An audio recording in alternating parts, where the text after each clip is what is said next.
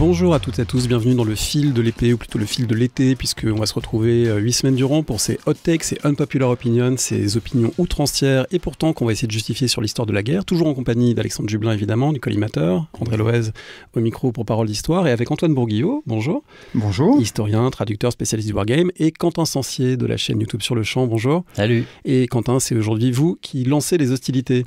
En préambule, je tiens à préciser que c'est bon enfant. C'est bon enfant. On ne sait pas ce qu'on va dire. Non, on l'a pas précisé, mais on ne sait pas ce qu'on va dire les uns les autres. On sait juste à peu près, mais on peut dire là-dessus, il est nerveux quand même. Non, mais on me reprochera du corporatisme. Ouais, mais quand même, je suis désolé, il faut que je le dise. La Première Guerre mondiale a été gagnée par des polytechniciens. La Seconde a été perdue par des Saint-Cyriens. Voilà, alors maintenant, il va falloir que je vous explique un petit peu parce qu'il y a des choses qui se passent. Et un bonjour à l'armée de terre. Ouais, je suis désolé. Non, mais je suis désolé. Faut le dire, sur les officiers généraux qui ont commandé des armées, il y a 12 polytechniciens et 33 Saint-Cyriens pendant la Première Guerre mondiale. Pour la Seconde, c'est 17 Saint-Cyriens, 6 polytechniciens. On est dans la même proportion, un quart, trois quarts. Sauf que dans ce qui marque, on a quand même 4 maréchaux pour la Première Guerre mondiale qui sont des polytechniciens. Foch, c'est vrai que Joffre, c'est toujours une marque de qualité Fayolle, militaire. Monoury. Voilà. Non mais quand même on va rebondir parce que Foch et Joffre c'est pas n'importe qui. Fayolle et Monoury c'est quand même pas mal. Tandis que du côté Saint-Cyrien on a Franchet d'Espéret, excellent. Hein, voilà, c'est grâce à son travail sur le front d'Orient. Il a d'ailleurs été aussi voïvode, tout ça. Il y a Gallieni et Lyotek, c'est pas exactement parce qu'ils ont participé à la Première Guerre mondiale qu'ils ont été faits maréchaux. Il y en a un autre, il est plus maréchal aujourd'hui, donc il compte pas. On a aussi Raymond Poincaré qui est quand même président. Chacun chez soi pourra compléter voilà. dans sa tête. Celui qui a été maréchal, qui a fait d'autres choses après, et qui du coup est plus devenu maréchal tellement il a fait d'autres choses. Raymond Poincaré, président, polytechnicien. À quoi on peut rajouter, excusez-moi, mais il y a aussi le matos. Le canon de 75, c'est quand même Claire de Ville, Rimaillot et Deport. Tous les 3 polytechniciens. Le père des chars. Vous n'avez pas une médaille non plus. Le père des chars, c'est Jean-Étienne. De construire des canons, quoi. Oui, mais en attendant, là, ça a été bien fait, non les chars, Jean-Étienne, parce que eux, leur métier, c'est de commander. Et visiblement, ça s'est pas bien passé, mais ça, on va y revenir. Le ballon Caco, polytechnicien. Alors. Mention honorable, Estienne, le père des chars. Mention honorable pour le Lebel quand même, où il y a 2 Saint-Cyriens, Tromont et Lebel qui sont là, Lebel s'occupant essentiellement des balles, et Gros polytechnicien, je vais y arriver, polytechnicien avec le fusil d'abord Gras, puis qui intervient sur le fusil Lebel. Le système serré de rivière, dont on parle toujours à Verdun, polytechnicien. Le fusil mitrailleur Chauchat, polytechnicien. Artillerie lourde, si vous voulez, on peut parler du système de Bange au début du conflit, polytechnicien. Le 155 mm puissance Fillou, polytechnicien. Obusier 155 mm Rimaillot, polytechnicien. Obusier 120 mm Baquet, polytechnicien. Même la tourelle Galopin, c'est un polytechnicien.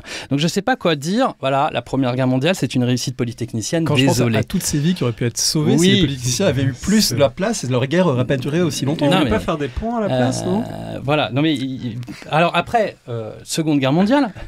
Il y a plus beaucoup. Mais sans déconner, vous voulez une médaille parce que les polytechniciens, le boulot, c'est littéralement de fabriquer des armes et des canons. J'ai aussi parlé du commandement avant. Oui.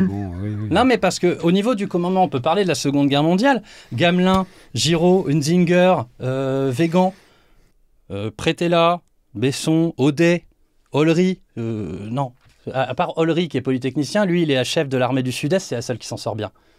Giraud s'est quand même évadé plein de fois et a fini par diriger des armées qui ont contribué à la victoire. Maintenant, je vais arrêter d'être... Et il y a peut-être aussi un colonel qui a préconisé l'emploi des chars, qui ensuite a été promu à une carrière. Voilà. Maintenant, je vais arrêter d'être de mauvaise foi. Non, mais il faut quand même souligner que tout ce qui est iconique de la Première Guerre mondiale, ça vient de l'X. Désolé. Mais la Seconde Guerre mondiale, c'est pas sympa en fait, parce que déjà les guerres ne sont pas gagnées par leurs commandants et par leurs ingénieurs, évidemment. Hein. Au niveau des morts aussi pendant le conflit, c'est marrant de remarquer que la proportion de morts pendant la Première Guerre mondiale sur tous les morts de l'école polytechnique, c'est la même que pour les Saint-Cyriens. 900 morts polytechniciens pour 2000 morts à peu près sur l'ensemble des conflits, 5000 morts Saint-Cyriens pour 10 000 morts à peu près pour l'ensemble des conflits. Donc en fait, le fond n'est pas tellement là, mais il faut quand même un petit peu souligner, quoi.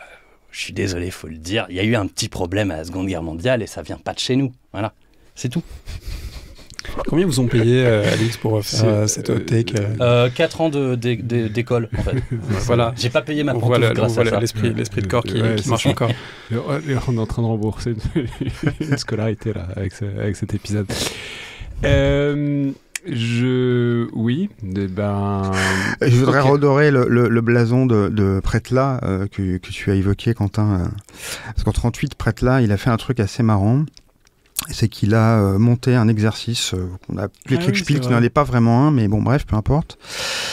Puisqu'il était en charge du secteur de Sedan, et il a fait un exercice, jeu de guerre, avec une idée un peu saugrenue, qui est qu'est-ce qui se passe si les Allemands décidaient de passer par les Ardennes avec des divisions blindées. Bon. Il s'avère que les conclusions du truc étaient que ça passe, voilà, et que c'était quand même un peu embêtant. Alors, on a fait remonter ça à Gamelin, qui a dit que c'était pas très grave, puisqu'en fait, il suffirait d'avoir une masse de manœuvre et puis on pourrait choper les mecs tranquillement. Pétain a dit, s'ils passent par les Ardennes, on les repiquera à la sortie. Bon, pas de bol, effectivement, en mai 40, quand l'offensive se déclenche, la fameuse masse de manœuvre, donc l'armée du général Giraud, dont on vient aussi de parler, elle suit le plan d'Il-Breda, elle monte au nord à la frontière hollando-belge, et la suite, malheureusement, on la connaît. Donc là, pour le coup, c'est un Saint-Cyrien qui a alerté d'autres Saint-Cyriens pour leur dire qu'il y avait un problème, et bon, il a de fait pas été entendu par des Saint-Cyriens. Si on regarde les chiffres des compagnons de la Libération, ce sont les Saint-Cyriens qui ont libéré la France aussi. Vous devriez me répondre ça. Mais bon, voilà. Non, mais moi, ce que je pourrais répondre, c'est surtout il y a un biais de sélection. C'est-à-dire, on se souvient des polytechniciens qui ont inventé des trucs qui ont marché. On se souvient pas de tous ceux qui ont pondu des systèmes de merde, déjà. Et inversement, les Saint-Cyriens, on se souvient quand même nettement plus de ceux qui se sont plantés dans les grandes largeurs que de ceux qui ont tenu leur secteur. Ah non, mais c'est sûr. Moi, ce qui me marque, en fait, si je veux souligner, on s'en fout de qui est quoi, mais je remarque quand même qu'au niveau du commandement général, la Première Guerre mondiale est plus marquée par des gens qui ont été formés comme ingénieurs que la Seconde.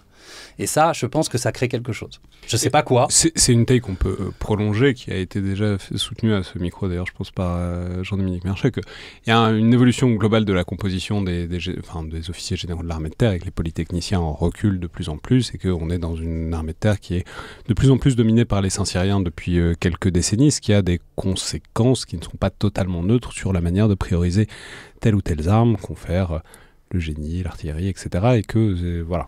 Absolument. Et d'ailleurs, effectivement, il faut le rappeler, au moment de la Première Guerre mondiale, quand on veut devenir officiel, il y a 2 écoles.